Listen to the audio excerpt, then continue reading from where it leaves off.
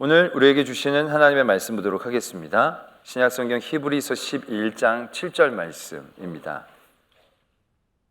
제가 준 신약성경 365면에 있는 히브리서 11장 7절의 말씀 제가 봉독하겠습니다. 믿음으로 노아는 아직 보이지 않는 일에 경고하심을 받아 경외함으로 방주를 준비하여 그 집을 구원하였으니 이로 말미암아 세상을 정죄하고 믿음을 따르는 의의 상속자가 되었느니라. 아멘. 하나님의 말씀입니다. 히브리서의 말씀은 많은 믿음의 유혹과 위협 가운데 흔들리고 있는 성도들의 믿음을 다시금 굳건하게 하시고자 주시는 하나님의 말씀입니다. 특별히 히브리서 11장은 믿음의 명예의 전당이라고 일컬으면서 많은 믿음의 선배들의 믿음으로 우리를 도전하고 계십니다. 오늘 우리는 노아의 믿음을 통해서 우리의 믿음을 바라보며 도전하고자 합니다. 노아는 다 너무 잘 알고 계실 겁니다. 하나님께서 노아에게 이렇게 방주를 만들라 말씀하십니다. 이 땅에 포악함이 가득함으로 그 끝날이 내 앞에 이르렀으니 내가 그들을 땅과 함께 멸하리라. 너는 방주를 만들어라. 내가 홍수를 일으켜 모든 육체를 천하에서 멸절하리니 땅에 있는 것들이 다 죽고 너와 함께 방주에 들어가는 것들만 살게 될 것이다. 하나님께서 노아에게 이렇게 명령을 내리시며 방주를 지으라고 하십니다. 자, 여러분들이 만약에 노아였다면 여러분들이 이제 어떠한 마음으로 방주를 만들기 시작하시겠습니까? 하나님께서 이 땅이 너무 악이 많은데 너는 괜찮아. 내가 너만 살리고 홍수로 다 멸할 거야. 대신 넌 방주를 만들어서 홍수에 대비해라. 그런 말씀을 나에게 해주신다면 우리들이 대부분 이렇게 생각할 겁니다. 감사합니다. 저를 살려주셔서 감사합니다. 빨리 방주를 만들어서 홍수에 대비하겠습니다. 재난을 피하고 하나님이 주신 복을 누리도록 하겠습니다. 이런 마음으로 방주를 짓기 시작했을 겁니다. 자, 그리고 이제 방주를 짓기 시작했는데 이 방주를 짓는 게 절대 쉬운 일이 아니었을 것입니다. 왜냐하면 당시에 뭐 제재소가 있었던 것도 아니고 재료상이 있었던 것도 아니고 정말 하나에서부터 10까지 노아가 다 자체적으로 만들고 조달했어야만 했을 것입니다. 더군다나 홍수가 난 것은 노아가 600살 때였고요. 노아가 아이를 낳기 시작한 건 500살 때부터입니다. 그런데 하나님께서는 120년 전, 홍수가 일어나기 120년 전에 방주를 만들라고 명령하셨다. 성서학자들이 그렇게 얘기를 합니다. 그러니까 480살에 하나님이 이 말씀을 노아에게 주신 겁니다. 그때부터 방주를 만들기 시작했다라고 한다면 큰애가 커서 어느 정도 도와주기 직전까지 한 30-40년은요 진짜 혼자서 그걸 다 해야 하는 그런 상황이었다라는 얘기입니다. 방주가 작지도 않습니다. 길이가 140m고 너비가 23m고 높이가 13m, 14m 정도 된다는 겁니다. 이렇게 하면 여러분들이 잘 느끼실지 모르겠지만 배수량이 32,800톤이라고 합니다. 배 좀 아시네요. 하여튼 작지 않은 겁니다. 이게 혼자 만들 건 절대 아니라는 얘기죠. 그래서 120년 동안 이걸 만든다고 생각해 보십시오. 여러분, 나무를 자기가 베다가 재단을 다 해야 되고 또 그냥 베면 됩니까? 이거 그냥 베서 만들면 다 나중에 뒤틀리죠. 그러니까 이걸 잘 말리고 뭐 이렇게 하는 과정들, 그런 시행착오들도 분명히 있었을 겁니다.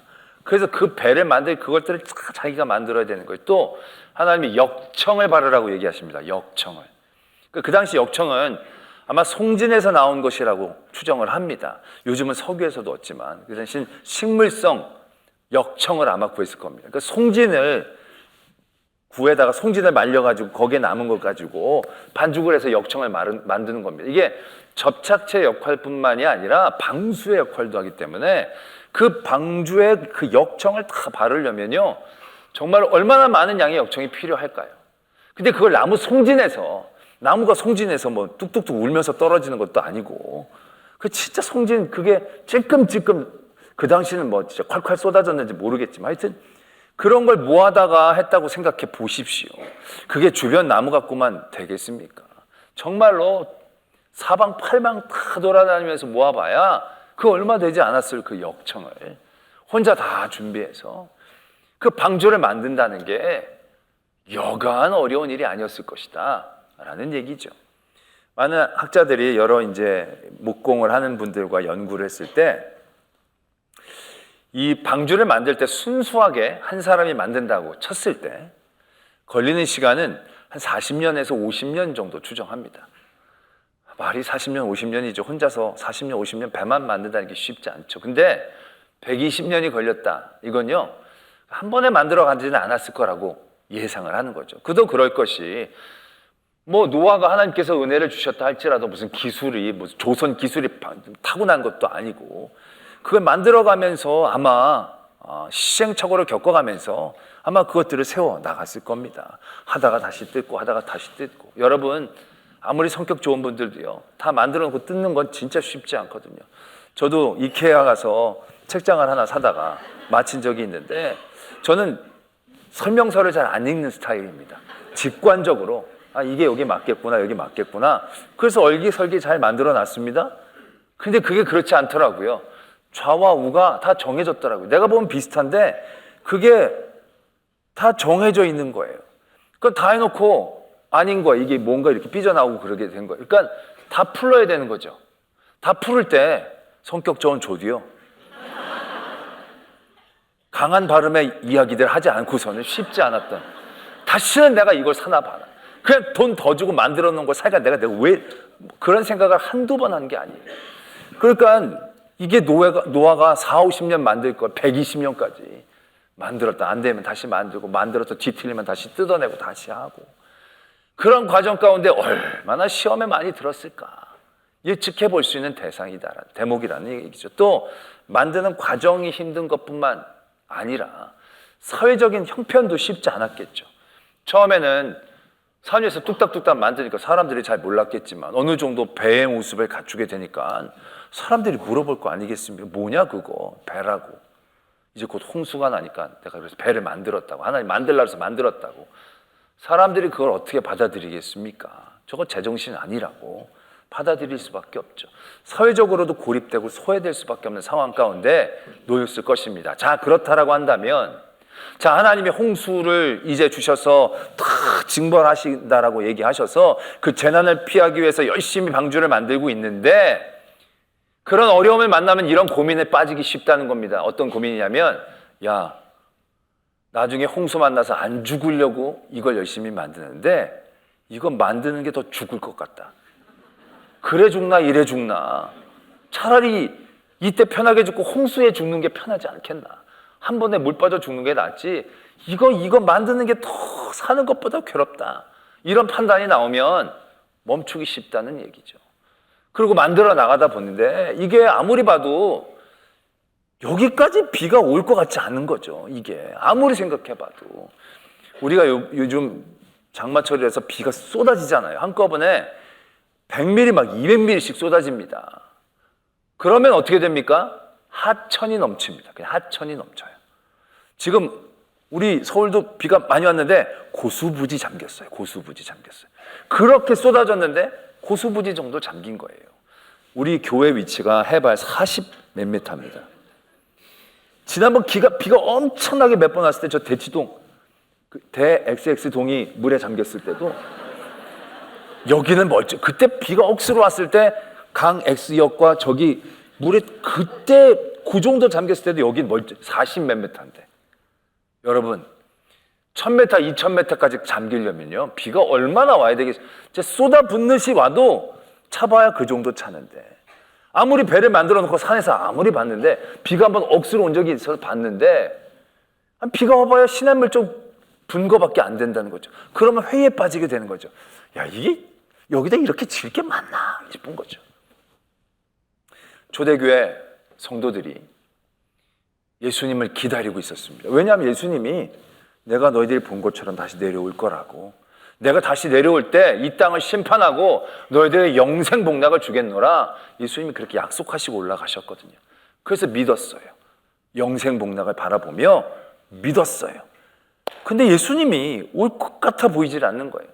기다려도 기미가 느껴지질 않아요. 오히려 믿지 않은 사람들이 더 득세하고 그 사람들이 믿는 사람들을 탄압하고 위협하고 유혹하고, 그런 믿음의 자리에서 이들이 고민하게 되는 거죠. 야, 그때까지 기다렸다가 천국에 가서 복 받느니 지금 이 땅에서 이렇게 사는 걸 피하는 것도 복이 되지 않겠나. 그게 언제 온다고 난 먼 데는 걸 기다리느니 이 땅에서 그냥 짧고 굵게 사는 것도 나쁘지 않지 않겠나. 그런 미혹 때문에 성도들이 빠지기 시작하는 거죠. 그래서 떠나간 사람들이 적지 않았다라는 것입니다. 만약 노아가 하나님께서 배를 만들어라 라고 하셨을 때 그 마음에 와, 홍수를 피해야지, 재난을 피하기 위해 배를 만들어야지 라는 생각으로 만들었다면 노아는 배를 완성할 수 없었을 것입니다. 배를 만드는 고생과 홍수가 나서 죽는 고생과 큰 차이가 없었기 때문에 그랬을 것입니다. 그런데 노아는요, 그렇게 배를 만들지 않았다라는 겁니다. 오늘 말씀에 이렇게 적혀져 있어요. 하나님께서 노아에게 보이지 않는 일에 경고하심을 받아 무엇으로 방주를 준비했다고요? 경외함으로 방주를 지었다라는 거예요. 경외함으로 방주를 지었다. 재난을 무서워함으로 방주를 지은 게 아니고, 살아남으려고 방주를 지은 게 아니고, 하나님을 두려워함으로 방주를 지었다는 거예요. 다가올 물이 무서워서 방주를 지은 게 아니고, 내 앞에 계신 그 하나님을 기쁘시게 하기 위해서, 하나님의 말씀을 듣지 않으면 하나님이 섭섭해 하실까봐, 아니 하나님이 말씀을 안 들으면 나를 혼내실까봐 라는 모든 각종 하나님을 향한 어떤 여러 가지의 집중과 의식함들, 결국 그러한 마음으로 노아가 방주를 지었다라고 말씀은 적고 있다는 것입니다. 만약에 노아가 홍수를 대비해 짓기 시작했다면 120년 기다리기 어려웠을 겁니다. 그 짓는 모든 시행착오들 넘어서기 쉽지 않았을 것입니다. 그렇게 멀리 바라보며 방주를 진 게 아니에요. 먼 걸 기대하고 얻을 줄로 믿고 자신의 편함을 위하여 방주를 진 게 아니에요. 노아는 하루하루 하나님을 경외함으로 그 일들을 해나간 거예요. 역청을 모아봐야 하루에 이만큼 모여요. 그러면 그 배를 생각하면 한숨밖에 안 나요. 이거 어떻게, 언제 저걸 다 모아? 이러면 못해요. 근데 하루하루 하나님이 하라고 하셨으니까 한다 라는 마음으로 역청이 이만큼 모여도 요만큼 모여도 하나님을 경외함으로 그 하루하루 방주를 지어나가는 일들을 감당할 수 있었을 때 방주를 완성할 수 있었다는 거예요. 믿음이란 게 원래 이런 거거든요. 믿음은요, 영생을 믿는 게 아니에요. 믿음은 천국을 믿는 게 아니에요. 믿음은 하나님을 믿는 거예요. 우리가 영생을 믿고 천국을 믿는 것도 내가 믿는 하나님이 영생을 주시겠다고 하시니까, 내가 믿는 하나님이 천국에 부르신다고 하니까 그 천국 소망 바라보며 달려가는 거지, 천국만을 위해서 믿는 게 아니에요. 우리가 그런 믿음을 가면요, 믿음의 경주를 제대로 달려갈 수가 없어요. 천국 가시려고 믿으면 큰일 나요, 여러분. 왜냐하면 가다 말 수 있어요. 왜? 요즘 여러분들 이런 얘기 많이 하더라고요. 보면 야, 여기가 천국이네, 천국이 따로 없네, 뭐 그런 얘기 많이 하잖아요. 여행 가서 어머니들 밥 안 하고 시켜 먹고 그러면 야, 여기가 천국이네, 천국이 따로 없네. 애들 다 놀러 가고 조용한 집에 가면 여기가 천국이네, 따로 없네.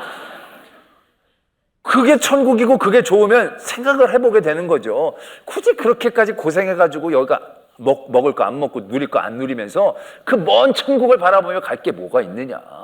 여기 이렇게 좋은데 이게 다 천국인데, 어려움이 없고 두려움이 없고 이게 풍족하고 다 넉넉한데, 그럼 천국까지 달려갈 우리의 동력이 떨어지지 않겠냐라는 것이죠. 영생 소망 바라보면서 달려가면 안 돼요. 왜? 사는데 삶이 늘 편하고 좋지 않잖아요. 너무 힘들고 어려울 때 야, 이 상태로 영생 이거 아닌 것 같아. 분명히 그런 자리를 만나게 되는 거예요. 이렇게 영생하는 건 진짜 죽는 것만 못해. 이런 생각을 갖게 되어진다는 거죠. 우리가 영생, 천국 바라보지 말라는 게 아니에요. 우리가 영생을 바라보는 이유도, 천국을 바라보는 이유도 하나님 때문이라는 거예요. 천국이 좋아서 가는 게 아니에요. 편해서 가는 게 아니에요. 천국에 하나님이 계시기 때문에 가시는 거예요. 영생이 좋아서 그냥 오래 사는 게 좋아서가 아니에요. 하나님과 영원히 함께 할 수 있기 때문에. 그래서 우리가 영생과 천국을 바라보는 거죠. 그래서 믿음은요, 경외함에서부터 시작해야 되는 거예요. 경외하는 마음 가운데 나가야 되는 거예요. 그 하루하루 한 시간 한 시간 하나님을 기쁘시게 하기 위해서. 하나님 실망시키는 게 두려워서. 하나님 앞에 혼나는 게 너무너무 싫어서. 그러한 여호와를 경외함으로 하나님이 우리에게 시키신 일들을 감당해야 길을 잃지 않는 거예요. 바울과 실라가 2차 전도 여행을 떠나게 되지요. 원래 계획은 1차 전도 여행 때 교회를 세웠던 곳을 방문하면서 그들을 다시금 격려하고 그들을 다시 믿음으로 붙잡기 위한 계획을 가지고 2차 전도 여행을 떠났어요. 근데 하나님이 길을 자꾸 막으시는 거예요. 그리고 바울의 길을 유럽으로 자꾸 이끌어 가시는 거예요. 근데 솔직히 유럽은 사도 바울이 생각을 한 적이 별로 없어요. 왜냐하면 사도 바울이 전도를 하는 그 패턴이 어떤 패턴이냐면 그래도 하나님을 좀 아는 사람들한테 가서 예수 그리스도를 전해야 뭔가 통하잖아요. 그러니까 회당이 있는 곳을 주로 갑니다. 유대인들이 좀 모이는 곳, 회당이 있는 곳에 가서 회당에서부터 복음을 전하는 것을 늘 시작을 했거든요. 바울의 패턴은 그런 거예요. 근데 유럽은요, 아예 그런 하나님을 아는 사람 자체가 별로 없는 거예요. 완전히 이방 우상신들 믿는 사람들만 쫙 있는데 거기 가서 복음을 전한다는 것은 이제 굉장히 쉽지 않은 거예요. 아직 거기에 이 준비가 안 돼 있는 거죠. 근데 하나님이 가라고 그러시는 거죠. 그래서 사도 바울이 갔어요. 빌립보라는 지역에 처음 갔는데 처음 갔을 때도 보면 강가로 전도를 하러 나갑니다. 왜냐하면 그 지역에 회당이 없으니까. 그런데 그 유대교를 믿는 사람들 중에 회당이 없는 지역에 사는 사람들은 안식일에 강가에 나와서 예배를 드렸다고 그래요. 그러니까 강가에 나가면 혹시 하나님을 믿는 사람이 있을까 싶어 강가에 나갔더니 그때 루디아라는 사람을 만나게 되죠. 그리고 루디아와 그의 집안을 전도합니다. 근데 그게 다예요. 그렇게 애써서 거기까지 가고 전도를 했는데 딱 루디아 집안만 믿는 거예요. 더 이상 믿음이 잘 확장되는 그런 사건이 없는 거예요. 굉장히 사도 바울로도 답답한 일이죠. 늘 전도를 하러 나가는데도 뭔가 사람들이 복음을 받아들이는 게 느껴지질 않는 거죠. 근데 그런 가운데 어떤 귀신 들린 여자가 자꾸 성가시게 하니까 귀신을 내쫓아줬죠. 그랬더니 그 귀신 들린 여인으로 이득을 취했던 그 주인들이 사도 바울과 실라를 고발합니다. 그리고 나서 말하자면 집단 재판 같은 것들이 이루어지고 난 다음에 어떻게 됐느냐면 그들이 고발을 하게 되니까 상관들이 옷을 찢어 벗기고 매로 치라 명령을 내립니다. 그랬더니 많이 친 후에 옥에 가두고 간수에게 명하여 든든히 지키라 하니 그가 이렇게 명령을 받아 그들을 깊은 옥에 가두고 그 발에 착고를 든든히 채웠다. 이렇게 적고 있습니다. 사도 바울은 원래 로마 시민이에요. 근데 말하면 꼭 재판을 받아야 되고 이렇게 로마 시민을 대하면 안 되는데 그걸 얘기할 시간조차 없이 그냥 일들이 급속도로 흘러가는 것 같아요. 그건 사도 바울은 엄청나게 억울하게 맞은 거예요. 여기 성경에서도요, 옷을 벗기고 매로 치라 하니 많이 친 후에, 성경에서 많이 쳤다라고 적고 있는 건요, 진짜 많이 맞은 거예요. 이게 요즘 맞은 것도 아니고요, 그 인권이 별로 중요하지 않았던 시기에 맞았다라는 건요, 진짜 만진창이로 맞은 거예요. 정말 쓰라리고 아프고 부러지지 않았으면 다행일 정도로 맞은 거죠. 그때 옥에 갇혀서 착고에 차여있는 바울과 실라의 마음이 어떠했겠습니까? 아니, 하나님 가라 그래서 왔는데 이게 뭡니까? 이게 너무, 내 로마 시민인데 말도 못하고, 그러면서 그때 이보시오 누구 없어, 좀 와보시라고 그러시오, 내가 로마 시민인데 왜 이런 막 그런 억울함들이 막 생길 수밖에 없겠죠. 근데 성경은 그 다음에 사도 바울이 어떻게 행동했는지를 이렇게 적고 있어요. 한밤중에 바울과 실라가 기도하고 하나님을 찬송했다. 여기서 이렇게 기도가 되고 찬송이 되는 힘이 어디에서부터 시작했을까라는 것입니다. 사도 바울이 전도하는 데 집중하고 사람을 부흥시키는 데 집중했다면 이 상황은 진짜 견디기 쉽지 않은 상황일 거예요. 하나님 전도하러 왔는데, 교회 세우러 왔는데 교회도 못 세우고 전도도 못하고 이게 매맞고 이게 뭡니까? 너무너무 아파하고 억울하고 분하고 답답한 지경에 있을 거예요. 그런데 사도 바울과 실라는 그냥 기도하고 그 다음에 찬송한 거예요. 사도 바울과 실라는 하나님을 향한 복음의 말씀을 전하러 갈 때 전도하러, 교회 세우러, 부흥시키려 시작한 게 아니고 여호와를 경외함으로 시작한 거예요. 하나님을 기쁘시게 하기 위해 전도한 거고, 하나님이 기뻐하시니까 그곳에 간 거예요. 하나님이 이걸 원하시니까 거기에 간 거예요. 그러한 마음으로 하나님의 일들을 감당했을 때, 그가 매맞고 옥에 갇혔을 그때에도 그들은 그걸 생각할 수 있었던 거예요. 하나님을 기쁘시게 하는 일들이 뭔지, 하나님이 이곳에 우리를 보낸 뜻이 뭔지 하나님을 의식하게 되는 거죠. 상황과 형편이 아니라, 그것들을 바라보며 한숨 짓고 절망하는 게 아니라, 그러니까 하나님 앞에 기도가 되고 찬송이 된 거예요. 이 자리에서도 우리는 하나님을 기쁘시게 할 수 있구나, 해야 하는 거구나. 그래서 그들이 기도하고 찬송할 수 있었다는 사실들을 우리는 분명히 기억해야 한다는 것입니다. 우리의 믿음의 여러 가지 일들이 무엇으로 이루어지고 있는지를 도전을 해야 되는 거예요. 우리가 예배를 드리는데, 찬송을 하는데, 기도를 하는데 그 중심이 뭡니까? 은혜 받으려고요? 복 받으려고요? 문제를 해결하려고요? 이런 굉장히 어렵고 위험한 순간들을 맞이할 수 있다는 겁니다. 노아가 방주를 만드는데 살려고 만든 거 아니에요. 방주를 만드는데 재난을 피하려고 만든 게 아니라는 얘기예요. 여호와를 경외함으로 만들었다는 거예요.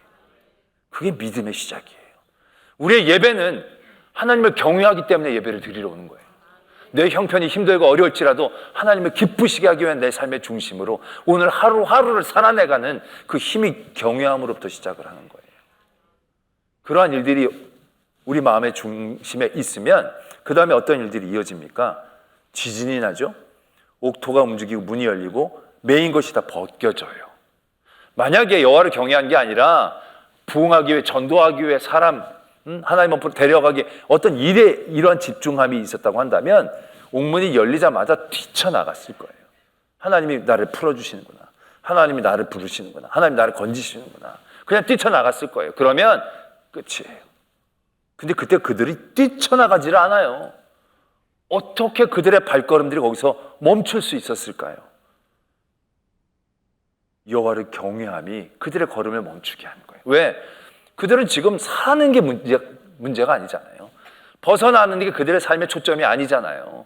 어떻게 하면 내가 여기서 벗어날까, 이 문제를 피할까, 재난을 피할까가 문제가 아니라 어떻게 하면 하나님을 기쁘시게 할까, 이런 중심이 있으니까 거기서 멈칫거릴 수 있었다는 거죠. 그런데 그들의 눈에 간수가 자살하려는 게 보이는 거죠. 그랬더니 그들이 말리는 거죠. 이건가? 우리 여기 있다고, 죽지 말라고. 그래서 어떻게 됩니까? 그와 그의 온 집안이 예수 그리스도를 믿는 역사가 일어나지 않습니까? 빌립보서에 하나님의 복음의 사역이 그렇게 이어질 거라고 누가 생각을 할 수 있었겠습니까? 바울이 어떻게 그걸 그려낼 수 있었겠습니까? 그런데 바울은 그냥 여호와를 경외함으로 순간순간 견디고 버틴 거예요. 멀리 바라보면서 이래가지고 무슨 전도가 돼, 이래가지고 여기가 무슨 가능성이 있어, 그럼 하지 못합니다. 그냥 하루하루 하나님이 시키시니까, 하나님이 원하시니까, 기뻐하시니까 그렇게 한순간 한순간 견뎌나갔더니 그 앞에 간수가 있게 되어지는 거죠. 그리고 하나님의 역사가 일어나게 되는 겁니다. 이렇게 하나님을 경외함으로 일을 할 때 수반되어지는 현상이 있습니다. 그게 바로 뭐냐 하면 세상을 정죄하는 겁니다. 세상을 정죄하는 겁니다. 노아가 방주를 짓기 시작합니다. 하나님의 말씀을 듣고 경외함으로 방주를 만들어가기 시작하는데, 처음엔 몰랐겠지만 배의 모습이 갖춰지고 있게 되니까 사람들이 물었을 겁니다. 그거 뭐냐고. 이거 배라고. 왜 배를 거기다 만드냐고. 하나님이 머지않아 홍수로 심판하실 겁니다. 이 땅에 죄가 많아 하나님이 더 이상 두고 보실 수 없다 하십니다. 방주를 짓고 방주 안에 들어와야만 살 수 있습니다. 노아가 이렇게 얘기했을 겁니다. 그 얘기한 그 순간 세상을 정죄하게 되는 겁니다. 세상에게 죄를 깨닫게 해주는 겁니다. 너희들이 죄 가운데 있다는 걸 알려주는 겁니다. 노아가 방주를 120년 동안 만들었다? 5, 60년만 만들어도 되는 걸? 저는 그걸 하나님의 기다림이라고 생각하게 됩니다. 하나님은 120년 동안 그들을 정죄하게 하신 거예요. 너희들 죄 있다. 너희들 죄 가운데 있다. 돌아와야 된다. 너희들 그렇게 있으면 다 빠져 죽는다. 노아가 그 많은 그 큰 배를 산 위에 짓고 있는 곳을 사람들을 바라보게 하시며 세상을 정죄하시는 거예요. 그들의 삶과 다른 목적으로 짓는 노아의 삶을 통해서 세상은 정죄되고 있었다는 거죠.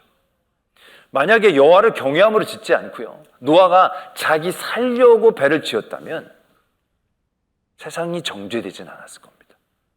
아마 세상 사람들이 야, 그 배, 거기다 왜 배를 짓느냐? 근데 노아가 자기 살려고 배를 짓기 시작했는데 사람들이 물어보니까 고민이 되기 시작하는 거죠. 왜? 하나님이 홍수로 심판을 하셔서 배를 지으라고 하셨다. 근데 내가 이렇게 얘기했더니 사람들이 진짜 회개하면 어떡할까? 내가 지금 열심히 배 지어놨는데 이 사람들이 달랑 그때 쏙 배 안에 들어오면 이거 내보낼 수도 없고 삐좁고 이게 좀 그렇지 않나? 이게 쉽게 얘기하기 어려울 거예요. 아, 이거 그냥 내 주거 형태야. 나는 배 같은 집에서 사는 걸 좋아해. 뭔가 이렇게 얘기를 했을 거예요. 그 사람들이 아, 그래, 그 배는 네가 사는 데구나. 네가 좋아서 사는 데구나. 너 편하게 살려고 사는 데구나. 사람들은 그렇게 생각하며 지내버리게 되는 거겠죠. 정죄하지 않게 되는 겁니다. 우리가 여호와를 경외함으로 살아갈 때 그것이 어떠한 현상을 만나야 되는가를 분명히 깨달아야 합니다. 사람들이 너를 위한 배구나 라고 얘기한다면 정죄는 일어나지 않습니다. 바울과 실라가 그렇게 간수를 불렀을 때 간수가 어떻게 반응을 합니까? 간수가 떨며 바울과 실라의 앞에 엎드렸다. 이렇게 적고 있습니다. 도망갈 수 있는 자리에 도망가지 않고 그들의 생각과 다른 하나님을 경외하는 삶의 모습으로 그곳에 있었던 바울과 실라를 바라보면서 이 간수는 두려움을 갖게 되는 거죠. 그 사람은 죄인일 뿐이에요. 근데 그 죄인 앞에 엎드리게 되죠. 그리고 이렇게 얘기합니다. 내가 무엇을 해야 구원을 얻을 수 있습니까? 그 사람의 모습들을 통해서 한마디도 안 했는데 이 간수는 자신의 죄를 바라보고 있었다는 거예요. 자신의 죄가 정죄되고 있는 걸 깨달았다는 거예요. 이게 여호와를 경외하는 사람들의 삶의 모습에서 나타나는 능력이다라는 것입니다. 물론 이렇게 좋은 방향으로만 나타나진 않습니다. 우리가 세상을 정죄할 때 세상은 그것으로 부끄러워하고 아파하고 싫어합니다.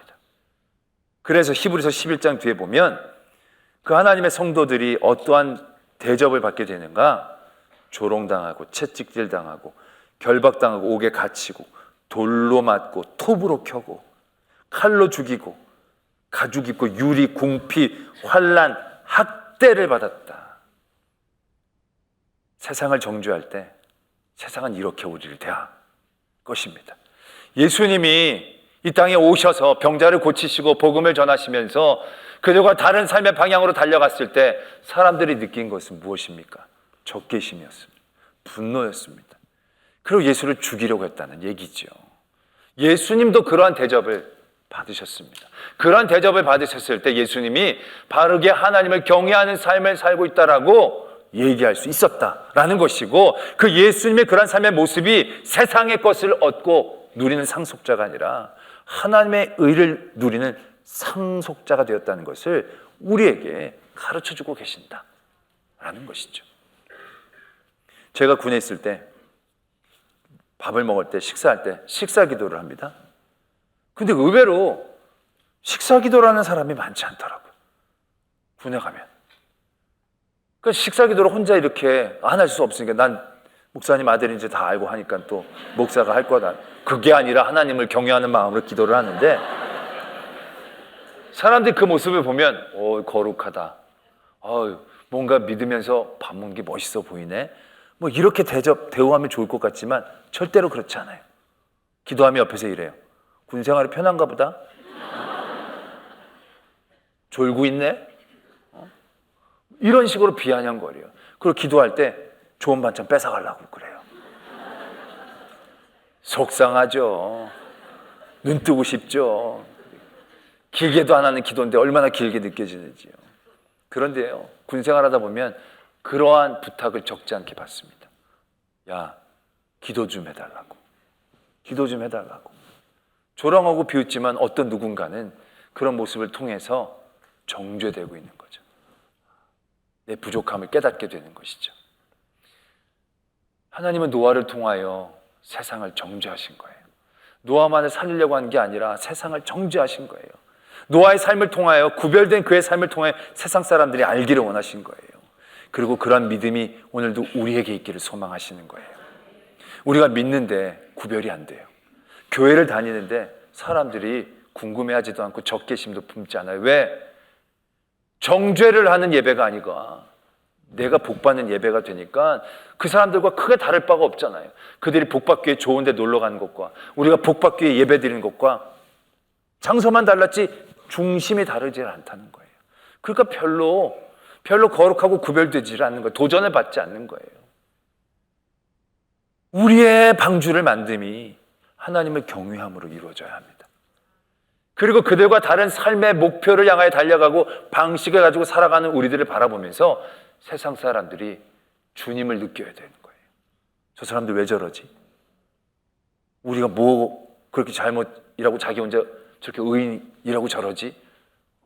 하나님이 저들과 함께 있다는 게 과연 어떤 것이지?